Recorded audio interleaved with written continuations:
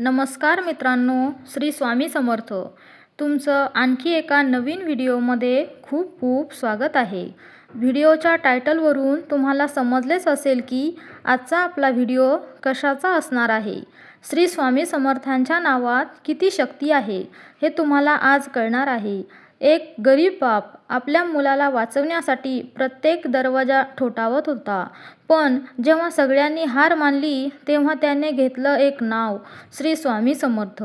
आणि मग अक्कलकोटमध्ये घडलं असं काही जे आजही लोक चमत्कार म्हणतात. खरंच स्वामी समर्थ आजही आपल्या भक्तांच्या पाठीमागे उभे आहेत का? चला पाहूया ही श्री स्वामी समर्थची अद्भुत कथा. महाराष्ट्रातील अक्कलकोट नगरी एक शांत, साधी पण आध्यात्मिक तेजाने उजळलेली भूमी, जिथे प्रत्येक कणात एक दिव्य शक्ती वास करते. ती शक्ती म्हणजेच श्री स्वामी समर्थ महाराज. भिवू नकोस, मी तुझ्या पाठीशी आहे, हे त्यांचे वचन आजही लाखो भक्तांच्या जीवनात आशेचा दीप लावते. मित्रांनो, अक्कलकोटपासून थोड्याच अंतरावर एक छोटंसं गाव होतं. त्या गावात गणू नावाचा एक गरीब शेतकरी राहत होता. त्याचं जीवन खूप कठीण होतं. घरात आईवडील नव्हते, पत्नी आणि लहान मुलगा, एवढंच संसार. गणू रोज शेतात राबायचा, पण नशिबाने त्याची साथ सोडली होती. कधी दुष्काळ, कधी पाऊस जास्त, तर कधी पीक नष्ट.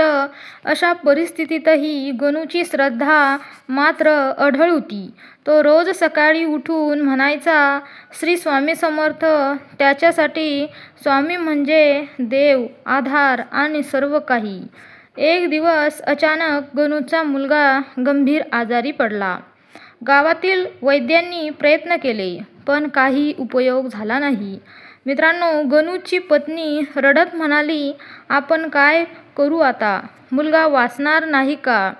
गणूच्या डोळ्यात पाणी आलं, पण तो म्हणाला, आपण स्वामींकडे जाऊ, तेच आपल्याला वाचवतील. गावातील काही लोक हसले. अरे गणू, स्वामींकडे जाऊ? देवाने तुला काय दिलंय? एवढी वर्ष पूजा केलीस तरी गरिबीच आहे. पण गणू ठाम होता. गणू आपल्या आजारी मुलाला घेऊन अक्कलकोटकडे निघाला. रस्त्यात अनेक अडचणी आल्या. पैसे नव्हते, अन्न नव्हतं, मुलाची तब्येत खालावत होती. तरीही तो एकच जप करत होता, श्री स्वामी समर्थ. श्री स्वामी समर्थ. ती यात्रा म्हणजे त्याच्या श्रद्धेची परीक्षा होती. थोड्याच वेळाने अखेर गणू अक्कलकोटात पोहोचला. तेथे स्वामींचा दरबार भरलेला होता. अनेक भक्त, साधू आणि गरजू लोक तेथे जमले होते. स्वामी महाराज एका वडाच्या झाडाखाली बसले होते. त्यांच्या डोळ्यात करुणा आणि तेज दोन्ही होते.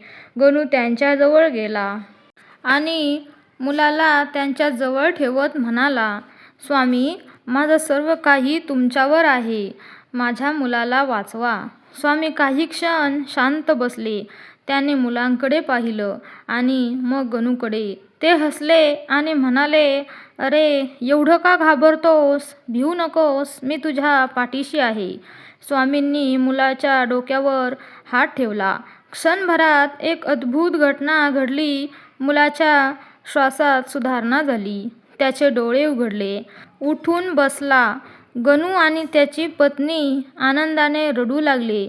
मित्रांनो, तेथे उपस्थित लोक आश्चर्यचकित झाले. कोणी म्हणाले, हा चमत्कार आहे. कोणी म्हणाले, ही स्वामींची कृपा आहे. स्वामी मात्र शांतपणे म्हणाले, हे सर्व श्रद्धेचं फळ आहे. गणू स्वामींना नमस्कार करून म्हणाला, स्वामी, मी तुमचं ऋण कसं फेडू?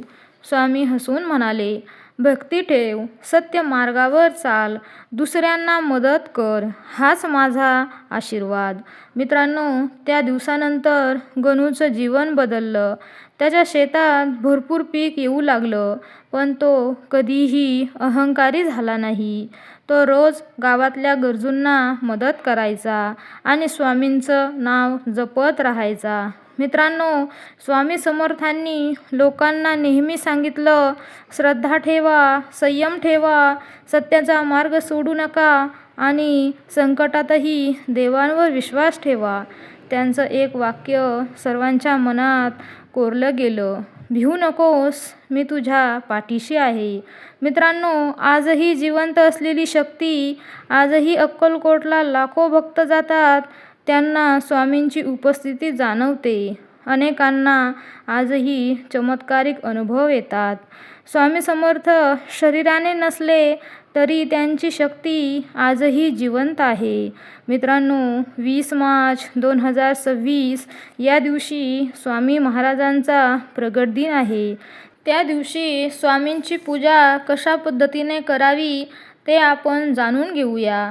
त्या दिवशी सकाळी लवकर उठून स्नान करावे, घर स्वच्छ करून देवघर सजवावे, स्वामी समर्थांची प्रतिमा किंवा मूर्ती स्वच्छ ठिकाणी ठेवावी, पूजेची सुरुवात करावी. प्रथम दिवा लावावा, अगरबत्ती धूप दाखवा, स्वामींना नमस्कार करून संकल्प करावा. आज प्रगट दिनानिमित्त पूजा करते. आपल्या इच्छेनुसार स्वामींचा अभिषेक करू शकता. पाणी, दूध, पंचामृताने अभिषेक करू शकता. ओम श्री स्वामी समर्थ हा मंत्र म्हणत अभिषेक करावा.